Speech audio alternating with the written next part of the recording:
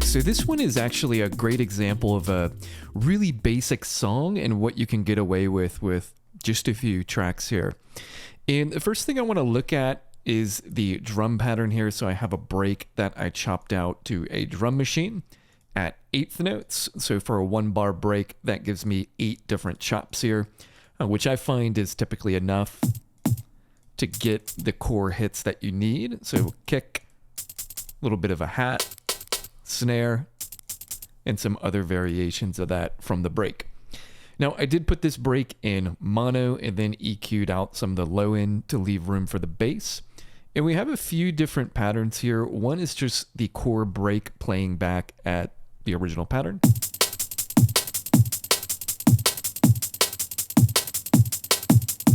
You'll see right here I have another variant of that pattern with a ghost kick within there. I basically just took this hit that's in the middle, moved it down to the kick, so that gives us 2 kicks in that phrase, or 3 in total. Then we go back to the main pattern, and then we have a turnaround here. So going into the next phrase, right, we kind of want to mix up those drums so we know something new is coming, and this is what I did to create a turnaround. Right, so a little bit of a ghost snare there. I could probably even come in, drop the velocity, right, make it sound a little more realistic within there. And then you have that ghost snare coming off the hat here, so it almost creates a nice syncopation there. It makes things roll together a little better, in my opinion, so it doesn't sound so robotic. You know, it sounds original. And that is the drum pattern there. We are also sending that to a FX track here, where we have a convolution reverb.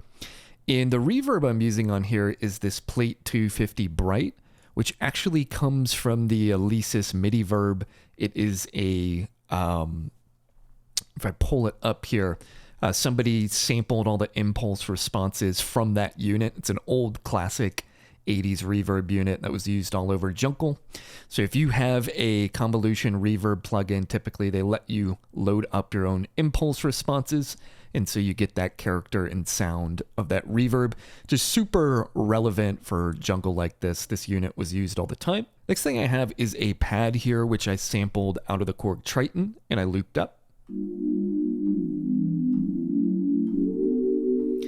And what I did here, if we come into the sampler, I put a low pass on that and brought it down to around 2.44 kilohertz, just to hide a lot of the top end, because this is a very siny sounding pad, and there was some little crispiness on top. I didn't want that. I wanted it to be a very muffled pad.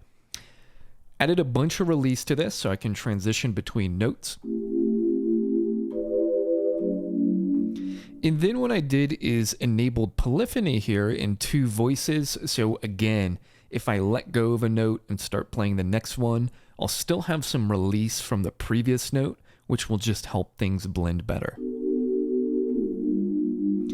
And then I added a good bit of glide and legato on here to kind of create this woozy effect as I transition from chord to chord, which I think really helps in this type of song.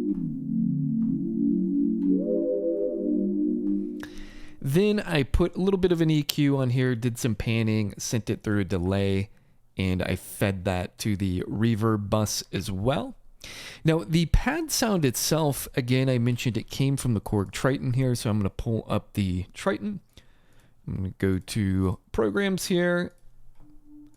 And what I did here is basically created a program that used this simple sine pad, which I think is a stock program in the Korg Triton.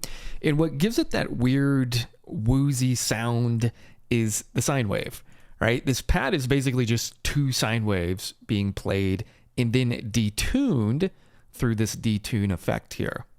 So that's how you get that kind of woozy PSX pad sound. You basically just stack up 2 sine waves, detune them, and play a nice minor 9, minor 7 chord on it.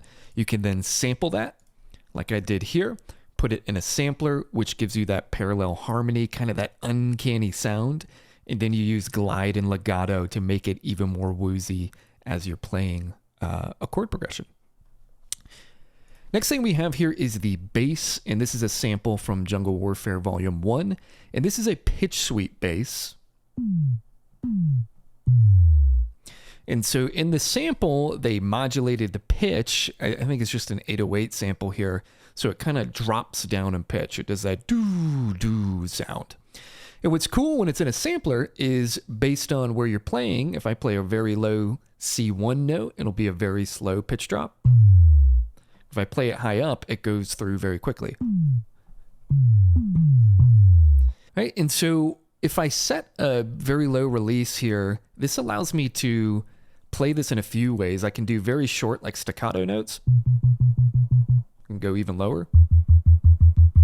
And then I can transition into longer notes. And that's it. Very simple there. So that pitch sweep is built right into the sampler or the sample. You could, of course, recreate this by just modulating the pitch here with like an envelope. But that sampler just adds a bunch of character having that pitch sweep baked in. We have a low pass here, bringing it down to around 100 hertz with a little bit of resonance. And that's just to keep it nice and boomy. We fold it down to mono, and this is the bass pattern we have.